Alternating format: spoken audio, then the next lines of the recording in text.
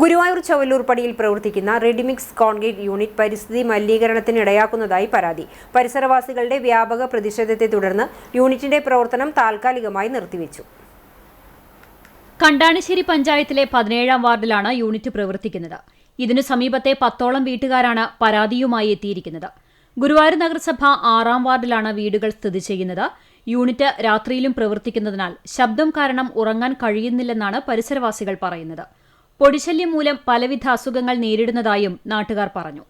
Cement വണ്ടി വന്നിട്ട് ഇത് നിറയ്ക്കുമ്പോൾ ഈ ഭാഗം ആകെ പൊടി പടലങ്ങൾ നിറയാം. വീട്ടിലാണെങ്കിൽ കിണറ്റിലും മറ്റേ ടാങ്കിലൊക്കെ വെള്ളത്തിൽ കുളിച്ചാല് അല്ലെങ്കിൽ എന്തെങ്കിലും കഴിക്കുമ്പോൾ ഒരു തരം തൊണ്ടയിലൊക്കെ ചൊറിച്ചിലും ഇതൊക്കെ വരുന്നത്. അതേമാതിരി തന്നെ വീട്ടിലെ തുണികളൊന്നും തിരുമ്പിടാൻ പറ്റുന്നില്ല. തിരുമ്പിട്ടിട്ട് കുറച്ച് ഉണങ്ങി കഴിഞ്ഞിട്ട് തുണി ഒന്ന് എടുത്തെടുത്താലൊക്കെ ചൊറിച്ചിലും പിടിച്ചിലൊക്കെ ആയിട്ട് വരികയാണ്. കുടിവെള്ളത്തിലും പൊടി കലർന്ന് മലിനമാകുന്നുണ്ട്. ഇത് സംബന്ധിച്ച് കളക്ടർ അടക്കമുള്ളവർക്ക് പരാതി നൽകിയിട്ടും പരിഹാരമായിട്ടില്ല. കെട്ടിട നിർമ്മാണത്തിന്റെ മറവിലാണ് യൂണിറ്റ് പ്രവർത്തനം ആരംഭിച്ചതെന്ന് നാട്ടുകാർ പറഞ്ഞു. പിന്നീട് മറ്റ് സ്ഥലങ്ങളിലേക്കും കോൺക്രീറ്റ് മിക്സർ തയ്യാറാക്കി കയറ്റി കൊണ്ടുപോവുകയാണ്. ദിവസവും 10 ലോഡിലധികം കോൺക്രീറ്റ് മിക്സിംഗ് കയറ്റി പോകുന്നുണ്ട്. ഇത് അവസാനിപ്പിക്കണമെന്നാവശ്യപ്പെട്ടാണ് നാട്ടുകാർ യൂണിറ്റ് പ്രവർത്തനം തടഞ്ഞത്. ഇവരോട് സംസാരിച്ചപ്പോൾ ഇവര് പലവട്ടം സംസാരിച്ചപ്പോഴും ഇവര് അന്ന് നിർത്തും, പിന്നെ തുടങ്ങും. പിന്നെ 2 ദിവസം കഴിഞ്ഞാൽ വീണ്ടും അതിനേക്കാളും വലിയ ഇതിലായിട്ട് തുടങ്ങും.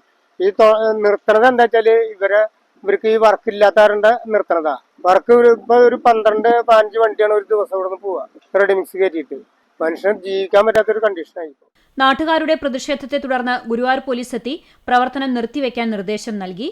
മലിനീകരണ നിയന്ത്രണ ബോർഡിന്റെ അനുമതി അടക്കമുള്ളവ ഇല്ലാതെയാണ് യൂണിറ്റ് പ്രവർത്തിക്കുന്നത് എന്നും നാട്ടുകാർ പരാതിപ്പെട്ടു.